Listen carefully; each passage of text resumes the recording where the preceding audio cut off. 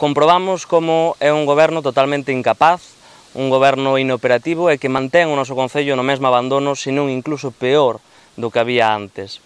Por desgraza, tamén comprobamos como nos últimos meses se mantén unha actitude que é inaceptable, unha actitude antidemocrática e soberbia de cara ao resto dos concelleiros da Corporación Municipal. Dende o BNG, o único que queremos é facer o noso traballo de oposición, facer propostas, como así le vamos facendo todo este ano, máis de 20 propostas aprobadas que o goberno non quere executar, e seguir fiscalizando o traballo que fai o goberno. Os nacionalistas aluden tamén ás continuas faltas de respeto por parte do grupo de goberno á oposición, excluíndoos dos actos públicos organizados polo Concello e dificultando o seu traballo como oposición. O goberno ocúltanos información e exclúenos de actos públicos. O Concello non é propiedade de ninguén e é por iso polo que o BNG levou a pleno, no anterior pleno, unha moción de transparencia na que só se lle pedían dúas cousas.